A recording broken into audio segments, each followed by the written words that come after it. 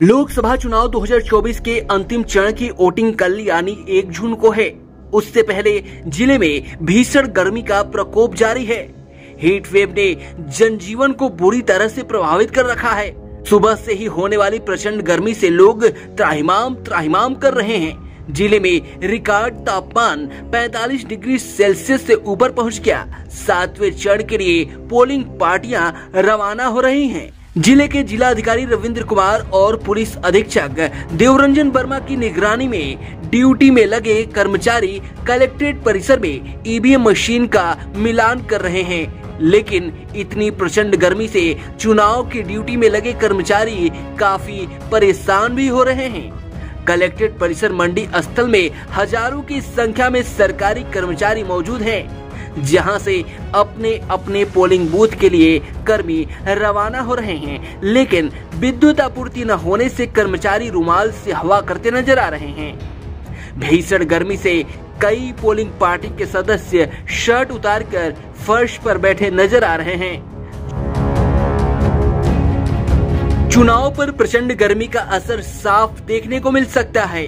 अभी तक हुए चुनाव में भी कम वोटिंग के पीछे कहीं न कहीं भीषण गर्मी को बड़ा कारण बताया जा रहा है। जिले के जिला अधिकारी रविंद्र कुमार ने जानकारी देते हुए क्या कुछ कहा, सुनिए। जी सर, कल मतदान होने वाला है। जनपद में किस तरह की व्यवस्था है, कितने कर्मचारी लगाए गए हैं, कितना पोलिंग सेंटर है, क्या व्यवस्था की गई है? देखिए, कल जनपद बलिया में 7वें चरण के अंतर्गत मतदान होना है और आज उसी के दृष्टिगत पार्टी रवाना हो रही है। जनपद में 2606 बूथ हैं जहां के लिए पार्टियां रवाना हो रही हैं। इसके अलावा सभी विधानसभा क्षेत्र में कुछ रिजर्व भी रहेंगे।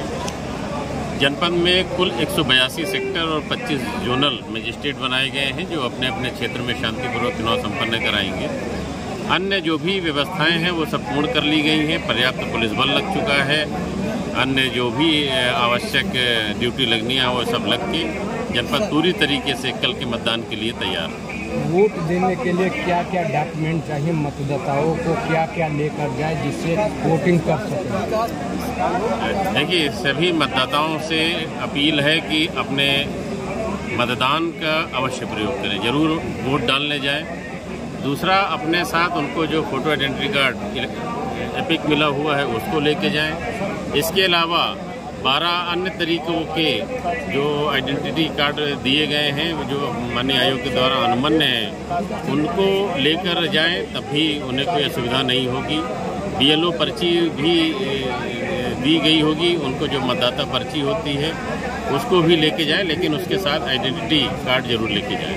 दिव्यांग जो हैं, जो एकदम थोड़ा सा अस्वस्थ हैं, उनको लेकर किस तरह की व्यवस्था की गई है कि जो आराम से सेंटर पर जाए और अपना मतदान का प्रयोग कर सके, जैसे दिव्यांग हो चाहे दिव्यांग मतदाताओं के लिए हम लोगों ने बृहद व्यवस्था किया है। सभी बूथों पर एक व्हील चेयर की भी व्यवस्था किया है सभी केंद्र पर, और उन्हें किसी प्रकार की कोई असुविधा न हो इसका पूरा ख्याल रखा गया है।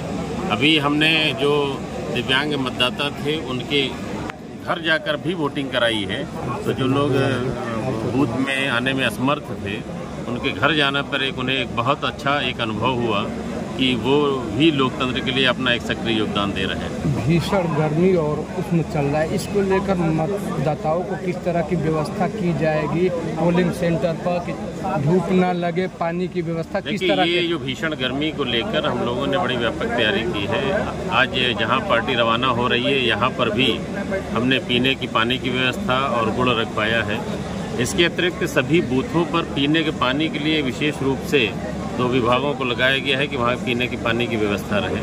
तीसरा, सभी बूथों पर हमने एक मेडिकल का कर्मी भी रहेगा जो ORS के पैकेट और अन्य दवाओं के साथ उपस्थित रहेगा ताकि किसी मतदाता को आवश्यकता पड़े तो तुरंत उसका उपयोग किया जा सके। चौथा, हमने सभी मतदान पार्टी को भी दवाओं का पैकेट और साथ में ORS का पैकेट दिया है ताकि उन्हें किसी प्रकार की कोई असुविधा न हो। समय कितने सेक्टर मजिस्ट्रेट वगैरह कितने टीम लगाया गया है, कितने पोलिंग सेंटर? कल मतदान का समय सुबह 7 बजे से लेकर सायंकाल 6 बजे तक है। जनपद में 182 सेक्टर मजिस्ट्रेट और 25 जोनल मजिस्ट्रेट लगाए गए हैं। सभी के साथ पर्याप्त पुलिस बल लगा हुआ है और पूरे जनपद में हम लोग सकुशल और शांतिपूर्ण मतदान संपन्न कराएंगे। 2606 पोलिंग बूथ है जनपद में। जिले के पुलिस अधीक्षक देवरंजन वर्मा ने सुरक्षा व्यवस्था को लेकर क्या कुछ कहा, सुनिए। सर, जनपद में कल मतदान होने वाला है, इसको दृष्टिगत रखते हुए सुरक्षा व्यवस्था का किस तरह इंतजाम किया गया है? ये हमारे जनपद में टोटल 1397 मतदान केंद्र हैं और माननीय चुनाव आयोग के द्वारा जो मानक निर्धारित है, 2 तरह की ड्यूटीज होती है। बूथ ड्यूटीज होती है जिसमें अलग अलग बूथ की संख्या के हिसाब से कितनी संख्या है उस सेंटर पर पुलिस की ड्यूटी लगाई जाती है और इसके अलावा लॉ एंड ऑर्डर वाली ड्यूटीज होती हैं जिसके अंदर अलग अलग तरह की क्यूआरटीज होती हैं। तो दोनों प्रकार की जो ड्यूटीज़ हैं उसमें पर्याप्त पुलिस बल हम लोग को प्राप्त हुआ था, उसमें ड्यूटीज लगा दी गई है। जैसे कि हम लोगों को 22 कंपनी CAPF की मिली है, 4 कंपनी PAC की मिली है और काफ़ी बड़ी संख्या में हमको गैर जनपदों से सिविल पुलिस और होमगार्ड मिला है।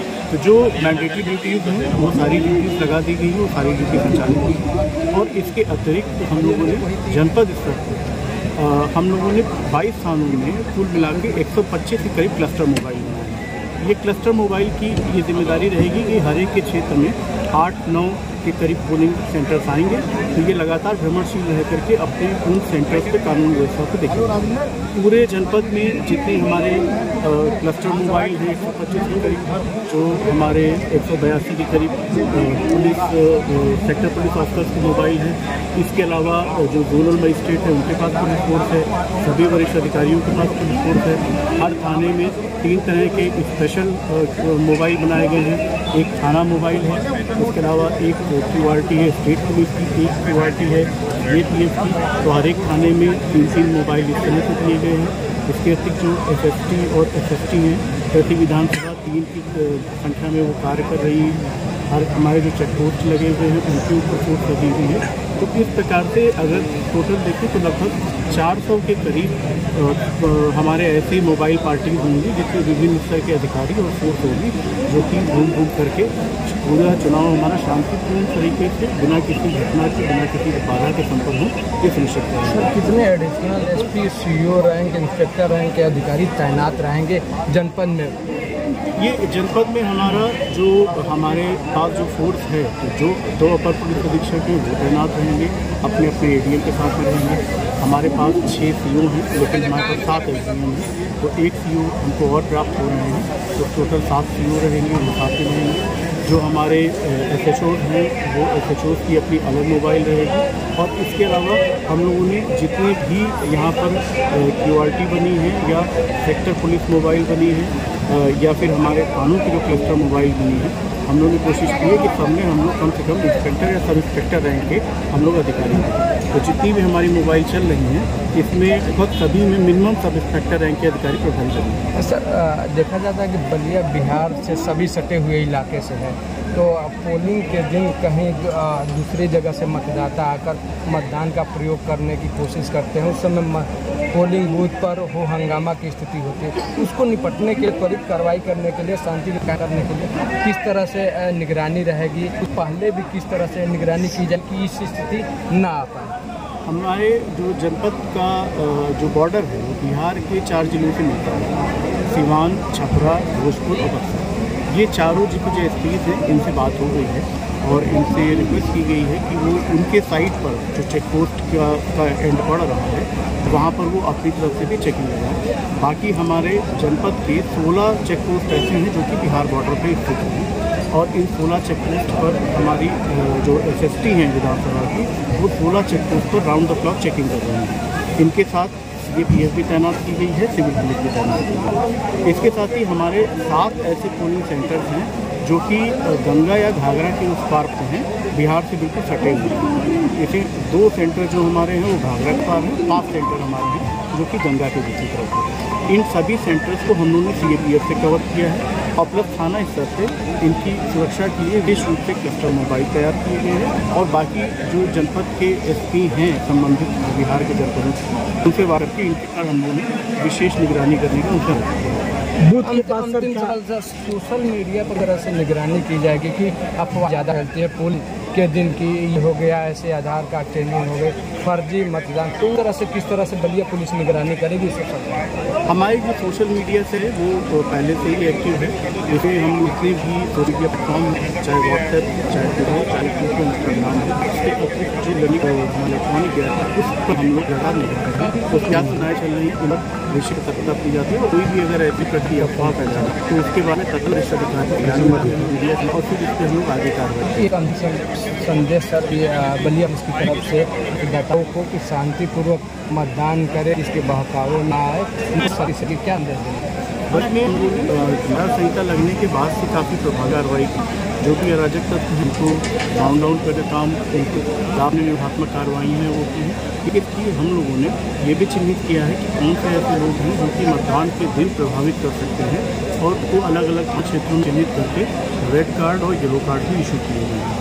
इसके साथ ही जितने भी हमारे चौकीदार भी हैं उन सब चौकीदारों को भी एक्टिवेट किया गया है कि अगर किसी भी स्थान पर उनको ये लग रहा है कि कोई भी समस्या आ रही है तो उसको तत्काल सूचित कराएं। और हम लोगों की जो 1950 जो हेल्पलाइन है माननीय चुनाव आयोग की वो भी पूरी तरह से एक्टिव है। 7 विधानसभा व 7 लैंडलाइन दी गई है, सेंट्रलाइज कंट्रोल रूम इसका बना हुआ है। तो अगर किसी भी प्रकार की किसी को कोई दिक्कत होती है, वो कोई नंबर उसके पास उपलब्ध नहीं है तो वो 1950 को सीधे डायल कर दे और कंट्रोल रूम से जो संबंधित फ्लाइंग स्क्वाड होगा, सेक्टर मजिस्ट्रेट होगा या थाना मोबाइल होगा या SHO होंगे, तहसीलदार होंगे, उन सभी को आवश्यकतानुसार सूचना दे दी जाएगी। तो जो हम लोगों का कवरेज है वो इस तरह का कवरेज है कि अगर कहीं पर भी हमको कोई सूचना प्राप्त होगी तो 5 से 10 मिनट के अंदर वहाँ पर पुलिस अवश्य पहुँचे।